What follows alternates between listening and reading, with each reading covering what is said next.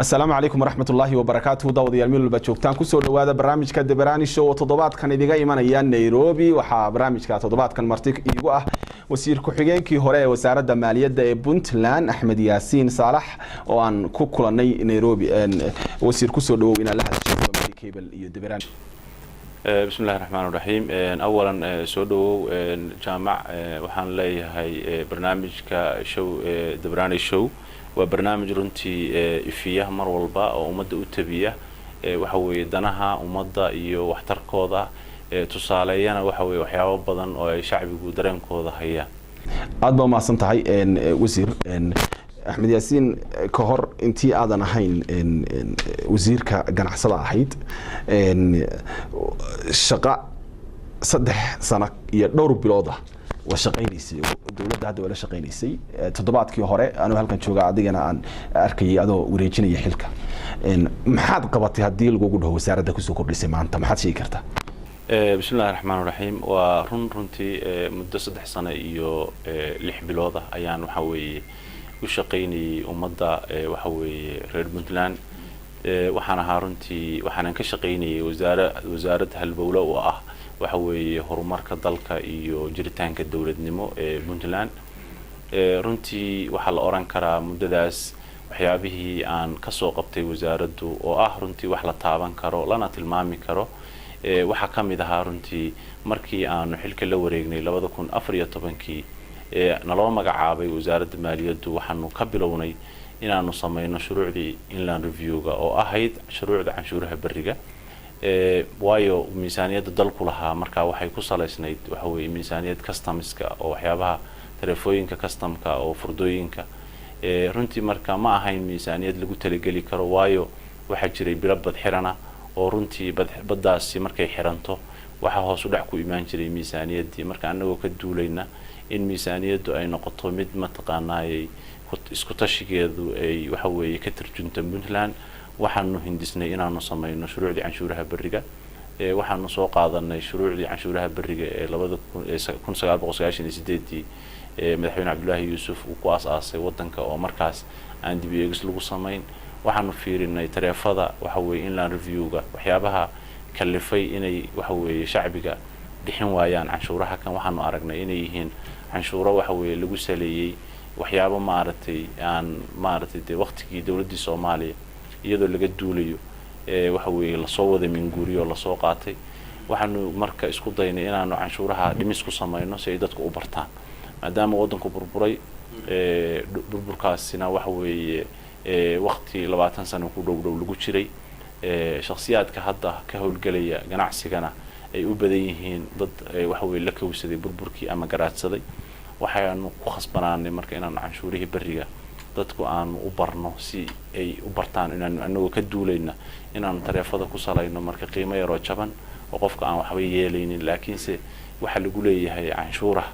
qofka u tilmaamaysa marka guul bay ahayd hadda maanta waxay leedahay Puntland tax framework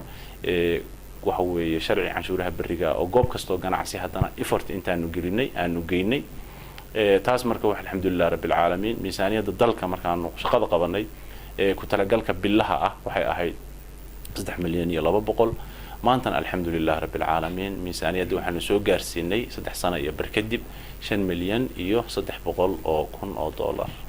وبالله هي marka waxyaabo waxa jiray dadku aad rabaan inuu ogaadaan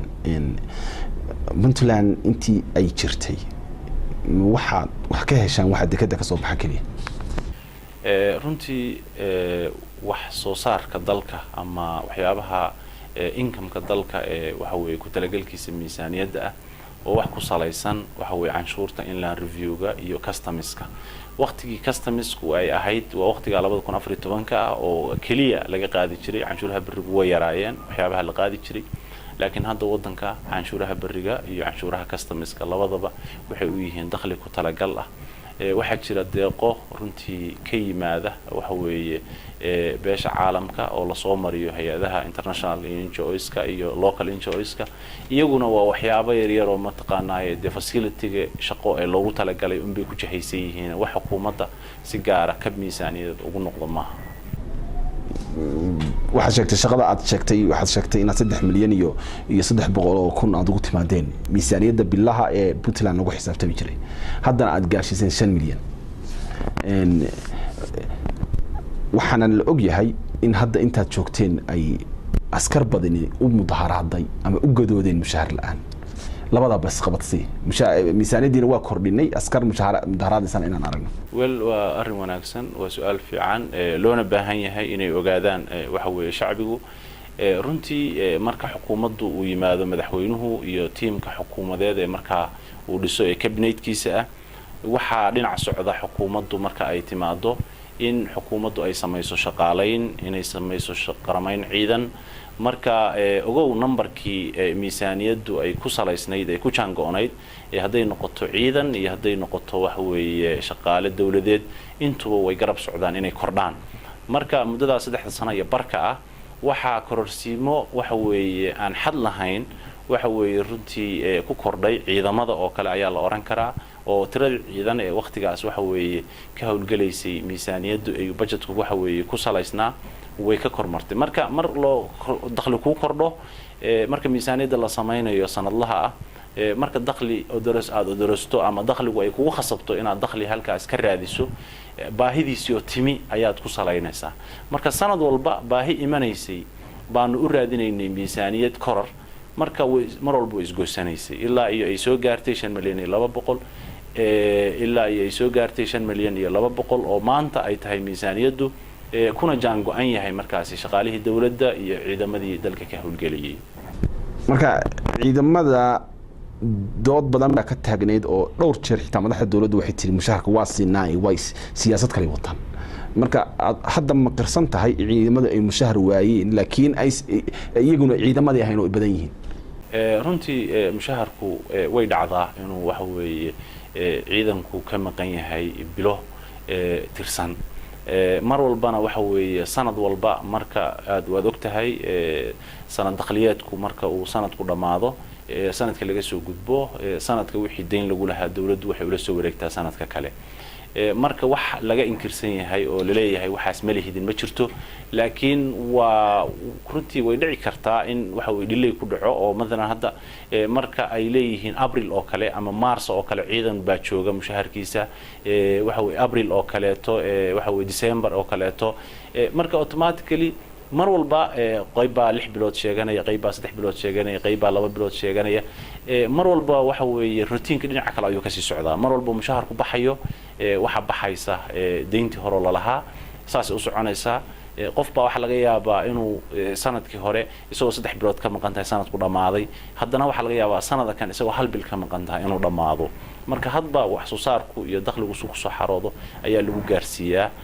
ciidanka waxa weeye mushaharaadkooda iyo shaqaalaha rayidka marka waxaad moodaa sanadkii 2015 haddii ay dhacday dakhli yaraan ama inuu dakhligu isdabooli waayo martigelinta dawladda iyo arrimaha siyaasadda iyo safarada gudaha iyo running costiga dawladda iyo marnaba waxa way farabataa marka iyadoo taas ay dhacdo marka inay mushaharka khalkhal gelisaa laga yaabaa 2015 laakiin waxa laga yaabaa 2016 inay dawladdu yarayso running costigii sida safarada iyo madan culaysyo kale iska jira oo dawladdu soo food saaraya dagaalada jira cid ka kabaysaa ma jirto culeysyada marka soo wajaha hadiya jeer isku tashi baa lagaga gudbayaa isku tashi kalena ma jiree waxa lagaga gudbayaa miisaaniyadii ku degsanayd haday mushahar tahay haday raashin ciidan tahay haday arrimo kale ku salaysan tahay waxa lagu jahaynayaa in wadanka lagu difaaco waayo wadanka hadii la qabsado jiritaanka dawladnimada waxa weeye cid mushahar ma taqaasa u dudaysaa ma jirto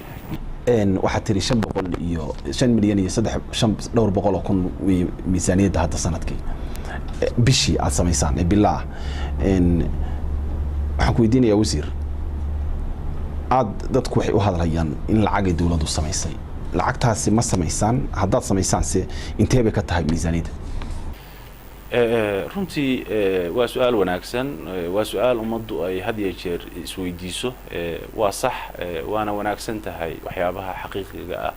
in mararka qaybtood looga jawaabo si sax ah runtii waqtigii aanu anagu xukuumad ahaan waxa weeye aanu nimi stage-ka memberka waxa weeye hawlgal waxa weeye dawladda waxaanu aragnay in lacagtii shilinka ahayd ee Soomaaliga ahayd ay tahay mid gawaabsiya oo runtii aan wax hadda ummadda faraheeda ku jira aysan jirin hadday jirtana la oran jiray marka 100,000 shilin qofka maaragtay tiriya qaba oo qofku iskama tirin jirinba waayo lacagtu gudaheeda way go'onayd dhibaato far badan baa ka jirtay dhanka nolosha dollarku wuxuu ahaa 2 milyan iyo runtii wuxuu ahaa 200 halkaas oo standard uu ku ahaa uu ku fadhiyay shilinka Soomaaliga la ajligeed runtii marka waxa dhici jirtay shilinka Soomaaliga marka la waayay waxa adkaatay marka in dadkii danyarta ahaa ay soo gataan waxa weeye inay helaan waxa weeye facility-gii lacageed ay wax ku soo gadan lahaayeen waxa yimi barnaamijyadan electronic ah lacagaha la isugu diro sahal iyo e-dahab iyo waa la socotaa runtii waxyaabahaas oo dhan waxay meesha ka saareen shilinkii Soomaaliga ahaa shilinka Soomaaliga ahaa haddii la waayay anagu waxaan hindisnay bal in shilin Soomaaliya dalka loo soo sameeyo oo loo keeno arrintaasi guul bay ahayd hindisa wanaagsan bay ahayd runtii markaas waxaanu ku salaynay marka baahida jirta in maadaama aysan isdabooleynin miisaaniyadda dawladda iyo waxa weeye hawlihii ka socday wadanka inaanu markaas miisaaniyadda aanu kab uga dhigno marka sida mushaharaadka oo kaleeto in lagu bixiyo wayna dhici jirtay oo dawladihii ka horeeyay dawladda tani mar walba ay la soo darasto xaalad dhaqaale waxa weeye way isku dayi jirtay inay matqaanaay kab miisaaniyadeed ama lacag soo samaysato lacag cusubna de kullay hindisuhu ma aha in la sameeyo tii hore jirtay shilin Soomaaliga ahayd balse u sii jirto in waxa weeye la keeno laguna kabo miisaaniyadda laguna bixiyo mushaharaad marka taasi hindisa halka ka dhashay ayuu ahaa runtii guul buu ahaa marka laga eego dhanka shilinkii dollarka oo xoogaa aad moodo inuu sicir barar sababay oo dollarku uu ka sara maray booskii uu hore u joogay laakiin alxamdulillah maanta dadku lacag ku filan dalka oo sarkalka ku jirta oo runtii shaqaynaysa ayuu leeyahay lamana oran karo runtii maxaa loogu dhiiraday wixii ku soo wajaha mas'uuliyad baa ku saaran mas'uuliyadda ku saaran marka ay tahay mid matqaanaay runtii aad u aragto in waxan xal yahay waad ku qasbantahay inaad samayso marka dad ganacsato ah baan maqalnay gacanta ugu jirto maamulada warshada lacagta mise idinka maamusho wasaaradda maaliyadda maamuli jiray runtii taasi waxaan qabaa inay tahay runtii waxyaabaha iska ruuminka ah dadkuna marka ay wax si u jiraan siyaabo badan baa loo tarjumayo loo sameeyaa mana aha taas mid xaqiiqiya waxa idinka maamulayaan marka wax dawladdu waxa weeye ay ka bilaabata kuna dhamaata qof ganacsada iyo qof kaleeto oo integration ku soo sameeya ma uusan jirin laakiin wasaaradda maamusho maaliyadda adiya absolutely waayahay arrinta kale wasiir rabeyna ku weydiiyo waxa kamid ah waxa jirta dakhliga meesha ugu badan oo idiga soo galo waa dekada Boosaaso waxa jirta company la wareegay ka shaqayntiisa dhinaca cashuuraha company-gaasi waxa la siiyaa 3% dakhliga ka soo baxa dekada maxaa faa'iido ugu jirta idinka runtii waa sax dakhliga runtii dekadu qaab xisaabeed buu soo xaroon jiray mana wal ah dhalinyaro markaas runtii iyo group kale oo runtii isu tagay ayaa waxay hindiseen inay barnaamij database ah ka hirgeliyaan nidaamka xisaabaadka dekada arrintaas marka waxay noqotay arrin ay soo bandhigaan kadib anaguna maadaama aanu ku nimi inaanu booska ay wasaaradda joogtay ka kaxayno oo boos horumarneed aanu ku talaabsano waxaanu hindisnay inaanu barnaamij kasto ay wasaaradda ku shaqeynayso mana walaha aanu bedelo qaab system electronic taleefada waad ogsoon tahay bug daabacan bay ahayd qofka shaqaalaha bay hortiilay waxa weeye juwankiisa waxa weeye dugnaalaha baa dhinac oola mar alaaliyo marka uu fiirsado shayga oo loo sheego ama uu ka arko bill of loading-ka wuxuu baari jiray bug marka arrinta iyadoo laga duulay marka database bay hindis ahaan waxa weeye ku keeneen heshiiska lala galay runtii oo mataqaanaa lacagtaas 3% ka ah in laga siiyo dakhliga isku maanaan raacsanayn oo arrintaasi runtii waxay ahayd arrin culays ku ah waxa weeye jiritaanka dawladnimo iyo mataqaanaa waxyaabaha mataqaanaa ummadda ka dhaxeeya laakiin runtii hindisu horta qaasaasu ku yimi way timi oo shirkadu heshiis baa lala galay oo way shaqaysaa inkastoo aan mataqaanaa lagu ansixin sharci dastuuri oo baarlamaanka ah laakiin way shaqaysaa oo mataqaanaa waa systemkaas database-ka ah oo ay hirgelisay bay ku qaadataa lacagtaas maxay ku shaqaysaa marka haddii aad tiri isku mid waafaqsaneen markii aad xafiiska joogtay wasaaradda maaliyadda awood ka sarreysa miyaa markii la jirta xagee ka socotaa shirkadu wallahi waa dareemi kartaa systemka shaqo waxaa jira heerarkii nidaam ah oo lagu wada shaqeeyo marka wasaaraddu wasiir bay leedahay wasiirku marka uu joogo go'aanna gaarayo wasiir ku-xigeenku dastuurku wuxuu siinayaa waxa weeye dariiq waxa weeye uu kula shaqeeyo wasiirku wixii go'aan ah la keenona runtii wasiirku awood ka sarreysana dee waa madaxweynaha boolansiga uu ku shaqeynayo marka ha ka yimaado dhinac kale culays ka soo fuulo cidda hawsha wadatay ha soo saarto kulli dee uu ku qasban yahay wixii inuu mar walba hirgelin taasoo ma xaqiijinayso wararka aadka dadku u hadalhayaan in dawladdu ay wax ku leedahay kambaniga iyadoo samaysteen runtii taas kambaniga ma oran karo hebel oo dawladda ka tirsan ayaa qayb ka ah laakiin kambani jira oo shaqeeya oo heshiis lala galay cadaadiska meesha ku dareentay in sidiisa lagu ansixiyo barnaamijku sidii ku shaqeeyo absolutely kulli dee wixii haddii la keenay la approve gareeyay talaad ku leedahay kama hor imaan kartid lacagtaasi 3% boqolkiiba maxay noqonaysaa bishii intee boqol ku runtii ku talagalka dakhliga ee tikadu hadba waxa 5 milyan markuu yahay xisaabta adigu sheegtay ma aha customku 5 milyan waa dalka oo dhan oo in la review ba ku jira laakiin tikada 3 milyan ka soo xirotay kaliya markay noqoto de 2 milyan to almost meelahaas ay noqonaysaa in 2 milyan meelahaas dakhli ahaan tikada ka soo xarato kadib 3% ku dhacdo sida loo bumbuuninayna ma aha adigu bishii waxaan u malaynayaa dakhli ku talagal ah 70 almost meelahaas ay noqon kartaa inay ka helaan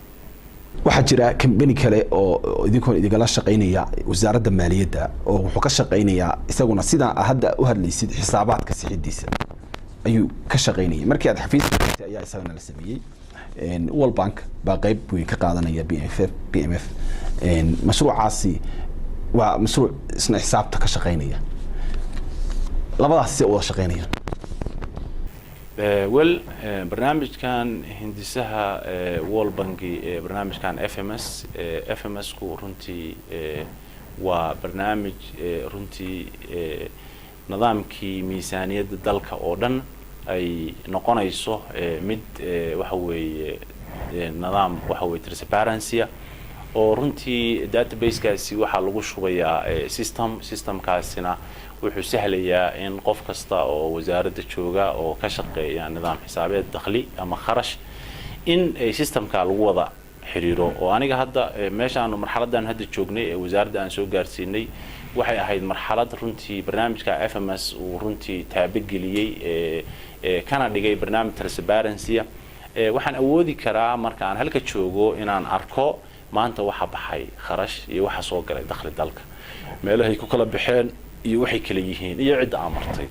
marka taas waxaan u malaynayaa inay tahay guul barnaamijkan runtii barnaamij wuxuu ahaa public finance managementiga waxa weeye halbowlo u ah oo runtii ka dhex muuqda oo loo arkeeyay inuu dalka ku jahaynayo dhinaca wanaagsan arrinkaasi runtii wuxuu ahaa sida wada shaqeynayaan marka wixii labadii waxay ka hadlayaan dakhligii dikadu midna ka hadlayaan maadaama ay soo horeeyay dalabka kambanigan dikada ka howlgala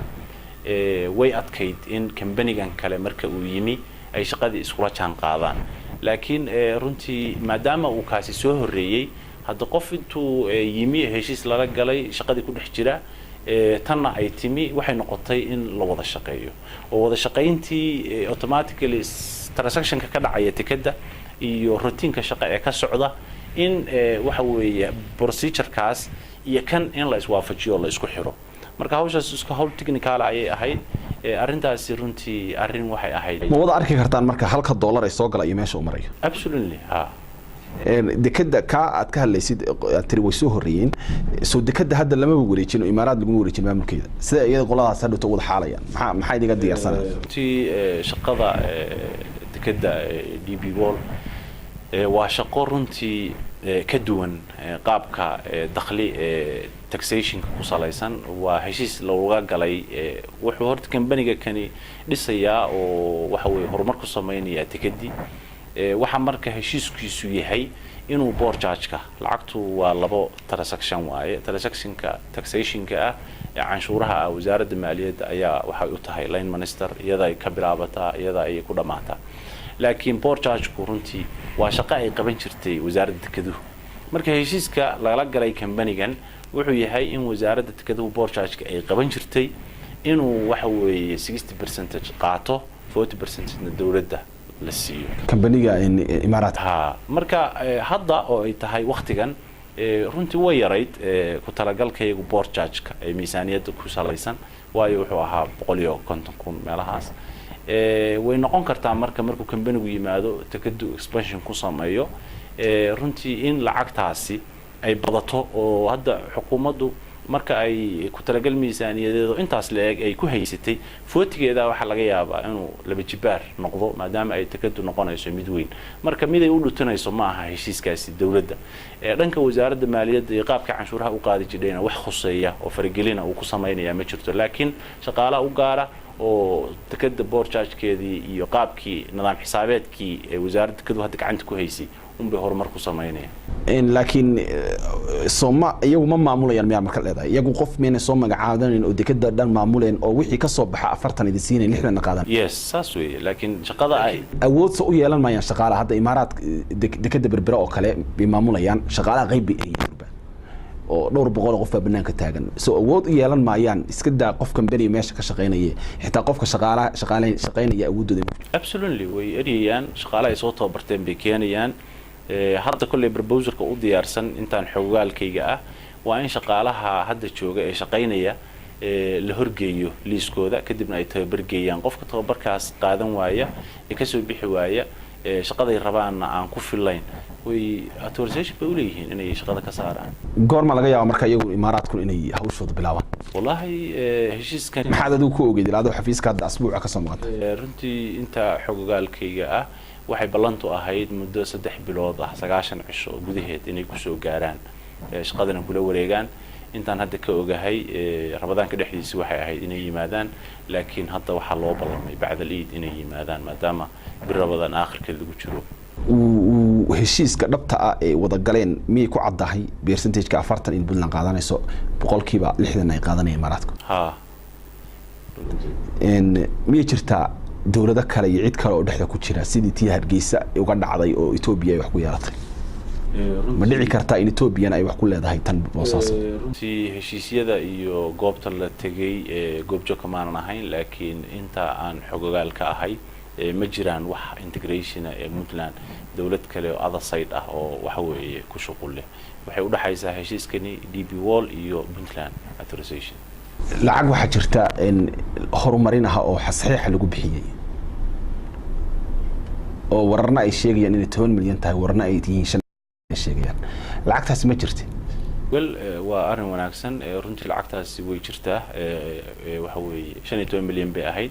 5 milyan waxa loogu talagalay in takada iyo mataqaanay meelaha positionada ee loo baahan yahay takada horteeda waxa la rabaa in la kalin gareeyo waad ogtahay oo guryaha ka dhisan oo dad baale shacab oo brave-da waxa la rabaa marka duminta guryahaas in dadka mataqaanay ku talagalkeedu wax loogu bedelo waayo qof gurigiisa marka laga dumiyo in mataqaanay wax ka bedelan aad siiso waad khasban tahay mashruucana runtii heshiiskiisii aad iyo aad buu wuxuu ahaa arin wanaagsan in mataqaanay arintaasi la accept gareeyo oo la ansixiyo lacag 10 milyan ku talagalku wuxuu ahaa waa lacagta xaq qalamka oo xukuumadda waxa weeye dhankeeda u soo wareegay ogaalkayga lacagtaasi 5 milyan way ku jirtaa laakiin 15 milyan ku jirtaa laakiin shanta markaan gaar u saarno lacagta 10ka ah ee runtii qaabka hadda loo maamulay inta aragtideena ah waa arin runtii possible ah aad iyo aad wanaagsan waayo media oo public ah ayaa waxa weeye 2 milyan iyo bar waxa lagu kabay airportka garow taagnaa oo runtii markaas mashruuciisu meel kale ka socday hase ahaatee lacagtiisii la waayay oo waxaan u malaynayaa in xogaalkaasi la wada og yahay mashruucaas marka maadaama uu taagnaa go'aan ku dhiirasho leh ayuu qaatay madaxweynuhu runtii aad baan ugu mahadcelinayaa waayo waa wax wanaagsan 2 milyan iyo bar ayaa airportka ay noqotay in waxa weeye lagu dhameystiro inkastoo aan ogahay kambanigii shaqada hayayna inuu waxa weeye qayb kamid ah maadaama culays uu yimi delay ah dhankii heshiiska iyo ku talagalkii dakhli inuu isagu ruuxiisu undercover wax uu daboolay aad bay ugu mahadsan yihiin runtii wadadii ceel daahir oo socotay oo isku tashi ku socotay runtii dawladda tanna inta ay jirtay lagu ammaanayo oo la leeyahay runtii waa shaqo runtii lagu dhiiraday waayo ma dhici jirin in 150 kilomitir 120 kilomitir 70 kilomitir isku tashi lagu dhisto halkaasna lacag 1 milyan ayaa waxa weeye lagu kabay marka infrastructure-ka hadii lacagtaani waxa weeye sida hadda ay u bilaabatay hadii ku socoto waxaan leeyahay waa guul shacabiguna waxay u arkayaan runtii arrin possible ah wanaagsan lacagta awal ma waxay ku soo dhacday akoonka dawladda mise akoon gaar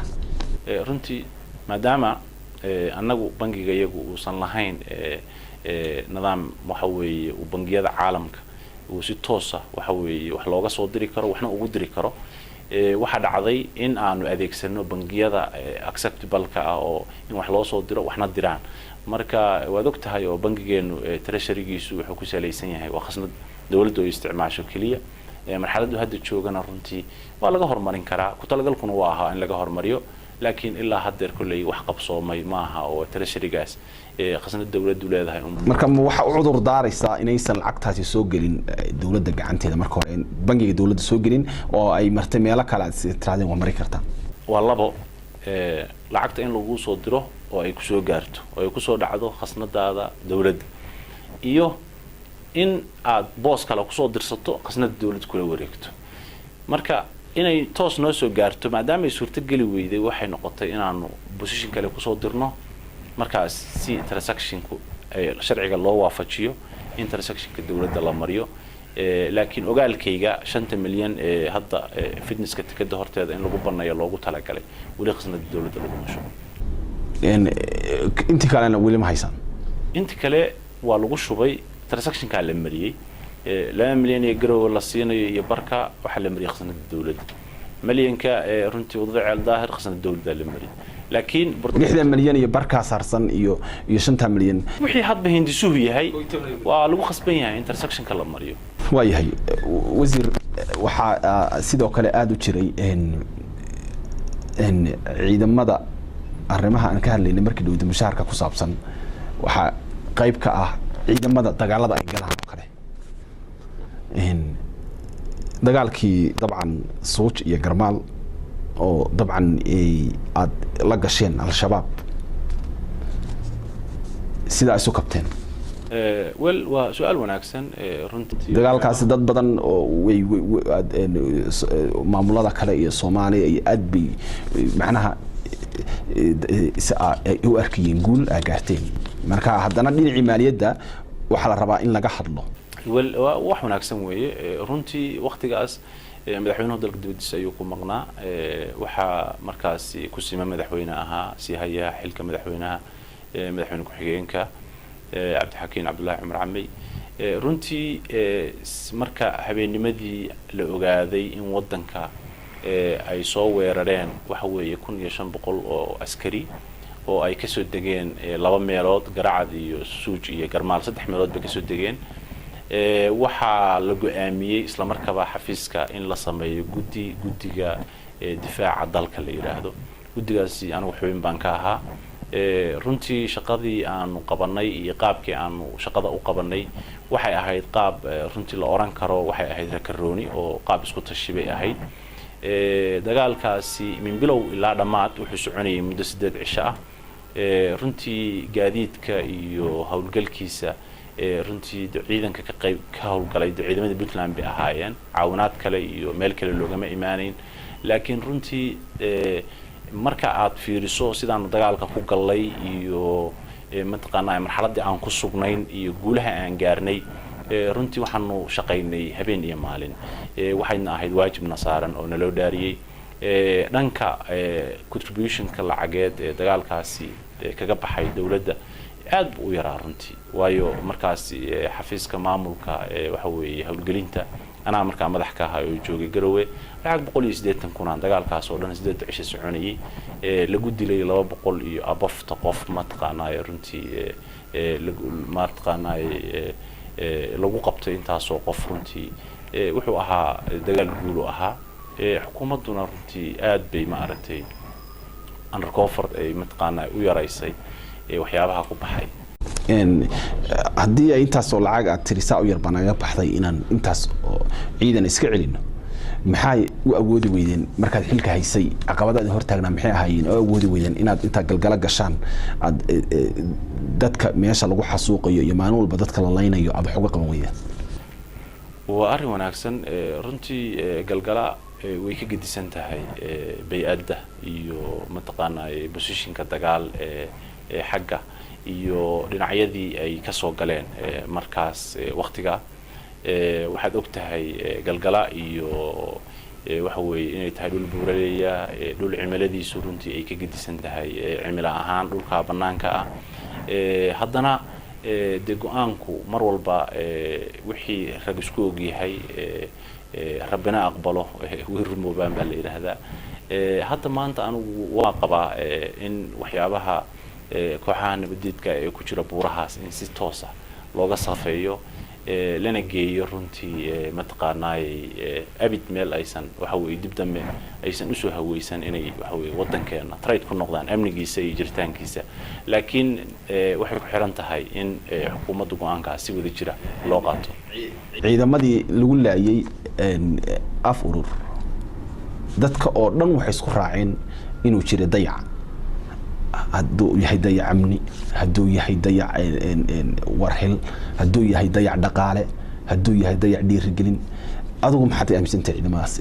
إن هلين أرى وناكسن ويا رنتي و لين عملية ده أدو واجي قدام بيسكوجو وجاي لمن كاسي ضيع عملية ما هيست ضيع حب ما هيست مركز كواد وحنو تعسيني أهرتا أنت كل مطي ماشى قيسس كودي قرابة دودي waxaan leeyahay Allahu naxariisto waa shahiidin runtii waxay ahaayeen ciidanka daraawiishta Puntland kana hawlgala buuraha runtii ciidankaasi waxa la oran karaa waa ciidanka runtii kaliya maanta waxa weeye runtii xukuumaddu ay xil weyn iska saartay maadaama ay goobaha ay ka hawlgalayaan ay tahay goobo runtii aad iyo aad mataqaanaay environmentiga iyo difaaceeduba ay tahay soo jeed marka ciidankaasi runtii raashinkiisa iyo mushaharkiisa xil weyn bay xukuumaddu iska saari jiray waana la bixiyaa oo bil kasta waa la bixiyaa wixii kale oo facility oo demadan gaadiidku oo kale marka uu waqti dheer difaac ku jiro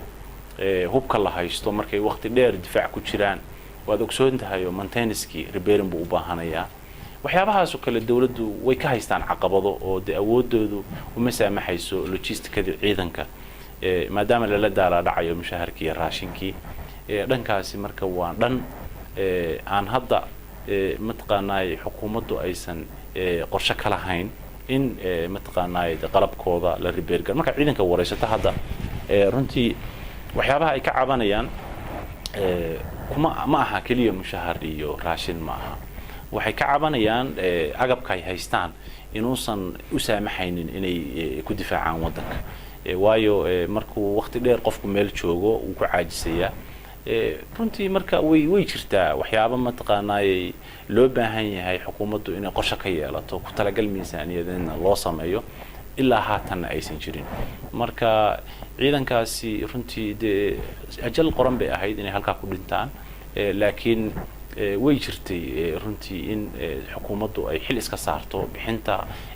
xuquuqda ay ku leeyihiin dawladda marka laga reebo waxyaabaha facility-ga ah oo cabashadoodu ku salaysan tahay oo aan ku sheegay amniga boosaaso maahan kaliya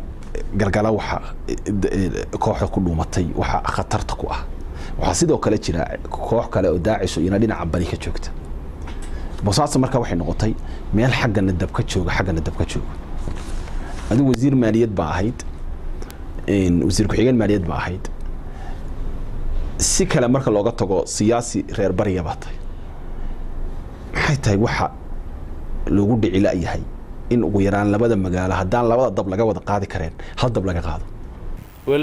arrin wanaagsan weeye runtii kolley ogaalkayga xukuumaddu marka dagaalana ku furan yihiin reviewga yaroo soo geliyana aan hadda isla qeexnay oo isla sheegnay iyada halkaas dhig dhanka shacbiga iyo dareenkoodu go'aan weeye runtii la wada qaatay in mataqaanaa aan la isku eegan cadowga ku hareeraysan magaalooyinkaas oo runtii waliba meelo isu muuqda in la iska dulqaado ummadana waxaan leeyahay runtii xukuumaddu waxa ay hayso iyo waxay ku aadan tahay marka aad eegtaan waxa la idinka baahan yahay gacan inaad ka geysataan barnaamijkaas qaabab waxa jiray runtii Puntland ilaa 98 ay ku soo cirqaysay ku soo noolayd qaabkaas oo ahaa runtii marka loo baahan yahay in cudud midaysan loo wada geysto tabar awoodeed oo runtii xukuumadda laguma daawan jirin qabaa'ilku way sabaabuli jireen ciidamay keeni jireen logistikadooda iyo agabkooda ciidan iyaga la iman jiray maadaama aan dadka hubka dhigis lagu samaynin dadku runtii qof walba waxa weeye wixii uu naftiisa ku difaacayay ayuu ku difaacayaa markaasi meeshii ku talagal ku yahay in la wada safeeyo marka kulley qorshuhu uu yahay maalin walba lama daawan karo runtii qof mas'uula ama qof aqoon-yahana ama qof dhalinyaro ah oo lagu dilayo magaalooyinka dhexdooda runtii wayna soo kartay oo waqti dheer bay dhacaysay in qof bini aadana waxa ugu dambeeyay hadda nabadoonkii lagu dilay daraad magaalada Boosaaso runtii aad baan uga xumahay waana u tacsiyeynaya qoyskii qaraabadii runtii oo ka geeriyooday in badan oo runtii lagu soo maqan yahay hadda marka aad hadda magaaladaadii joogto xaaskaagii caruurtaadii aad ku dhaqan tahay oo maalin walba waxa weeye masaajidku ku dhintay ama darbigiisa lagu dilay wax la qaadan kara ma runtii maxaa hadda marka aad ku talinaysaa waxyaabaha kale intaan talada u gudbinay jiray waxa kamid ah amniga magaalada sida sheegtay Boosaaso oo hadda dadka waxaan wararka ku helaynaa inay jirto inay iyaguna al-shabaabna ay meesha ka samaysatay isku xir shabakad ah oo dadka xitaa ganacsadii xitaa cashuurtii ka qaadayso si qarsoodi ah oo ay leedahay cashuurtii bixiya oo cashuurtii ay bixinayaan oo ay noqonayso sidii magaalooyin kale oo Soomaaliya kamid ah sida cashuuraha uga qaadi jireen ganacsada ay rabaan inay ka bilaabaan arintaasi hore way u dhacday mar waa la diray waa la baabiyay haddana waxa la yiri inay bilaabeen qorshe noocaas ma maqashay runtii war wanaagsan weeye al-shabaab runtii waa koox runtii nabadiida ogaalkayga dadka ganacsatada ah ee jooga magaalada Boosaaso magaalada Boosaaso dawlad baa ka jirta nidaam iyo system baa ka jira inta ay socdaan dadka canshuur kama urursan karaan laakiin qaab kale oo tahdiid ah oo runtii telefoon loo diro ganacsatada oo waa maqli jiray ma ahayn sida hadda hadalku isu soo tarayo si ka gedisan bay ahayd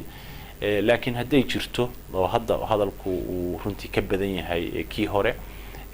anagu qorshayaal baan keeni jirnay runtii hindisooyin baa la keeni jiray xukuumadda waxaan leeyahay runtii waa inay waxa weeye arintaasi fiiro gaar ah siisaa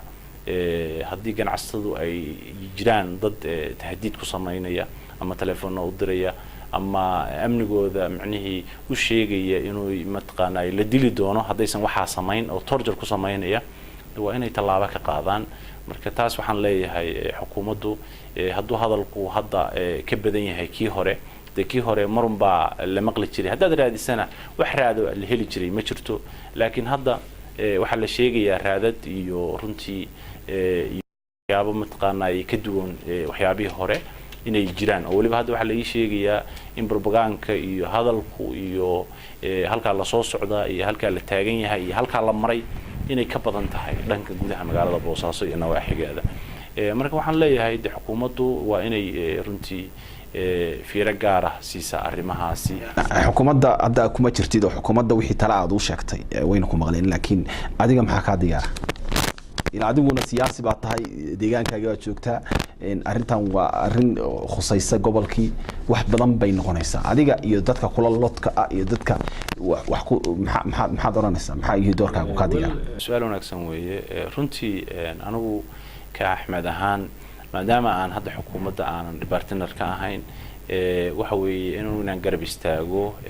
waxa weeye dalka difaaciisa muqaddas buu yahay waayo anigu passport ajnabiyana malihi dalkan ku dhashay dalkan inta ku soo leekaaday shaqadii waxa weeye dalkan ka bilaabay ummadda dalkan ugu adeegay dhexdiisa haddana nin dalka meel uga socda maahi waxaan insha Allah rajaynayaa inaan wadanka difaaciisa qayb ka ahaado sida hore oo aan waxa weeye xukuumadda markaan ku dhex jiray aan qaybtooga ahaa inaan haddana qayb ka ahaado marka taas waxa weeye markaan xilka ka tagay kadib madaxweynahan gaar u kulannay waxaan u sheegay inaan anigu ahay Axmed Yaasiinkii shaqadii firfircoonayd iyo nidaamkii shaqo ee ka dhaxaysay dawladda sida u sii wadahay wasiir laba waxyaabood waa laga yaabaa in dadku hadda isweydiiyaan Axmed Yaasiin maxaa xilka looga qaaday laakiin waxa ka horeysa Axmed Yaasiin maxaa lagu doortay markii hore su'aal wanaagsan weeye runtii waayo marka taas laga soo jawaabo tanna laga jawaabi kara runtii markii hore xukuumaddu Cabdiweli markii la doortay dhammaan raggii hore ilaa 98 soo shaqeynayay waqtiga dheer shaqada ku soo jiray waxa opportunity-ga koowaad iyo campaign-kiisa uu ahaa inuu dhalinyarta aqoon-yahaniinta wadanka waxa weeye inuu Jaanis siin doono marka Jaaniski horta anoo ka faa'iideysanaya baan horta ku weymay ballanqaadkaasina wuxuu ahaa ballanqaad runtii la oran karo wuxuu ahaa mid si sax ah u fuliyay madaxweynuhu waqtiga hadda qofku marka uu siyaasadda waxa weeye page-keeda koowaad soo rogo waxa weeye wuxuu galayaa inuu akhris galo akhriskaas runtii waxay kaga dhamaanaysaa page-ka dambe ee buugga runtii marka muddo xileedku wuxuu ku salaysan yahay muddo 5 sano hadda waxa la oran karaa 2 meelood iyo mataqaanaa runtii waa la soo qaatay xukuumadda hadda oo aan banaanka ka joogo banaanka uga baxayna runtii muddadii aan soo shaqeynayay ismalihi runtii waxaad hakratay waayo efforts far badan baan geliyay in dhaqaalahana kor loo soo qaado oo shaqadii marka la yigmaday ahayd in la beeqaamiyo dakhliga dalka soo galay in tala bixinta dawladda iyo qofku wasiir uma aha kaliya mataqaanaayay uma aha wasaaradda loo magacaabay kaliya siyaasadda dalkana wuxuu ka leeyahay hagis iyo jiho iyo taladiisu leeyahay qaybna uu ka qaataa runtii maadaama waxa weeye si isku tashi oo dalku waxa weeye u sii hore loogu sii wado marka runtii waxyaabahaas oo dhan wixii dhalinyaranimo inta uu qofku tallaabo ku qaado hadhowna waxa weeye laga dhigan lahaa tusaale waxaan u malaynayaa inaan doorkeedii buuxiyay marka aan anigu hadde ra'yigayga ka hadlo kayga kaliya ma aha mid suuragal ah ra'yiga caamka dadweynahana runtii waa mid ma aragto qofka dhirigelin iyo mataqaanaa u sameyn kara marka aad systemka gudaha ku jirtana ma ogaan kartid ummaddu inay ku jeceshahay inay ku neceb tahay marka aad ka baxdo ayaad ogaan kartaa marka runtii aad baan ugu mahad celinayaa markaan xukuumadda ka baxayna runtii cabir gaar ah iyo miisaan gaar ah isa saaray markaan xukuumadda ku jirayna runtii miisaan kale oo guriga ii yaala baan saarnaa marka aad iyo aad baan runtii isu leeyahay doorkii dhalinyarada inaan tusaale runtii ka dhigo oo bulshada hadda nin kastoo dhalinyaro ah mataqaanaay dalkiisa wax ku bartay ku soo barbaaray ama dibad wax ku bartay marka uu arko kaalinta dhalinyaranimada iyo booska aan ku jirno waxa hindisihiisu noqdaa inuu runtii isaguna kaalintiisa buuxin karo marka uu ka dhiiran yahay markii uu hortaagnaa hal siyaasi oo ay reerku ama kulli qaabka hadda miqyaaska wax lagu qiyaasa constituency-ga waxa qofku meel buu ka soo galaa oo qaabbeeleedkaas unba hadda wax lagu qaybiyaa marka hadda waxaan u moodaa in dhalinyartu ay mataqaanaa ay ka dhiiran tahay waqtiga hore waxa laga yaabaa qofku isagoo Hindiya master dhameeyay oo jooga waxa weeye positionka wax ku bartay in xukuumaddii oo la dhisay uu awoodi waayo inuu booski tago waayo faarax guuleedoo hore uu yaqiinay baa mar walba meesha iska fariisanaya oo dee uu ku xisaabtamaya marka laakiin hadda way ka gedisan tahay sida alxamdulilah qaabkan ku baxay iyo sidaan xukuumadda kaga baxay runtii waxaa la oran karaa wuxuu ahaa qofku calafkiisuna mar buu qoran yahay maya ma jirin aniga madaxweyne wax khilaaf ah oo na soo dhex galay maysan jirin shaqadayduna waxay ahayd runtii shaqo aan u watay sidii loogu talagalay marka ma uusan jirin laakiin waxaa la oran karaa wuxuu ahaa qofku marna calafkiisa ayaa meesha ka qoran oo uu ka shaqaynaya marka uu calafkiisu ka dhamaadana kan meesha jooga oo markaasi waxa weeye adiga managerka ku ana kuma tirtiri karo mid kalena ma qori karo qofkii calafkiisu galana meesha waa loo qoraa qofkii calafkiisu ka dhamaadana waa laga tiraa mid kale siyaasadda ku salaysan qofku inuu mataqaanaa kursiga dee waa kursiga siyaasadda mataqaanaa aad fadhido waa kursi xalaaqa oo kursi timo jare qofku timaha loo jaro laga dhameeyo ka kicay kursi marka wax shida ma jirto aad iyo aad baan ugu faraxsanahay runtii maxaa hadda ku qorshaysan marka Axmed runtii qorshahaygu wuxuu yahay anigu ka dhow qorshaha dhow iyo qorshaha mar walba waxaan ahay runtii siyaasi reer Puntland dalkayga runtii waa jeclahay oo runtii inaan u adeegana waxa weeye diyaar baan u ahay xukuumadda kulli hadda hal sano ayaa u dhiman insha Allah waa jeclahay kulli xukuumadda cusub baa dhalan doona melihi runtii had iyo jeer anigu waxaan jeclahay in dalka waxa weeye wax wanaagsan laga sheego si wanaagsanna waxa weeye loogu adeego taas ayaa waxa weeye doorkayga koowaad uu yahay wax iska kay bedelayna ma jirtay maanta xafiiskii aan fariisanayay baan ka tagay adeeg kale aan ummadda u hayay iyo shaqadii aan ka dhaxayay mas'uuliyiinta dalka hadday noqoto isimo hadday noqoto nabadoono hadday noqoto cuqaal hadday noqoto wax garad kale hadday noqoto siyaasiyiin sidii baan isula sheer gareynaa fikirka intaas aynu daawadayaal ku soo gabagabeynaa toddobaadkan Deberani Show idiga imanayay Nairobi waxa ku wareysanayay wasiir ku xigeenkii hore ee wasaaradda maaliyadda ee Puntland Axmed Yaasiin Saalax aad baan kaga mahadcelinaya wareysigan siisay iyo waqtigan aad baan kaga mahadcelinaa barnaamijkan oo kale inta aan ku kulmi doono toddobaadka kale waa jaamacadda Deberani inta Somali Cable Nairobi idin la nabadgeliyo كن سعيدا كن فريدا عش بفخر في الحياة لا تبالي فالمعالي بالتحدي لا سواه كن سعيدا كن فريدا عش بفخر في الحياة لا تبالي فالمعالي بالتحدي ubadkiisa qofkii aqoon guud la rabo iskuulkii caankaha Camuud baa ah diyaar daarul cilmi baa ku mataansan aqoon la'ii waa ibtile barbaarteena inta uusan jahli haleelin degdeg maanta u geeya iskuulka Camuud iskuulka waxaa lagu bartaa maadi iyo diini oo ay u dheer tahay xifdinta quraanka kariimka iyo waliba masaajid ay ku cibaadaystaan ardayda dhigata iskuulka sare ee Camuud waxaana dhiga macallimiin khibrad leh oo isugu jira Soomaali iyo Ajnabi sidoo kale iskuulka hoose dhexe ee Daarul Cilmi Academy oo ku mataanaysan iskuulka sare ee Camuud waxa uu leeyahay meel gaar ah oo ardayda bilowga ah lagu baro quraanka kariimka ah iyadoo ay u dheer tahay gaari loogu talagalay in ardayda looga soo qaado hoygooda dibna loogu celiyo guryahooda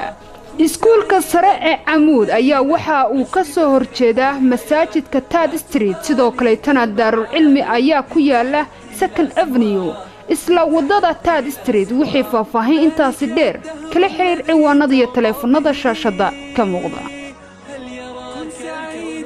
كن فريدا عش بفخر في الحياة لا تبالي فالمعالي بالتحدي لا سواه كن سعيدا كن فريدا عش بفخر في الحياة لا تبالي فالمعالي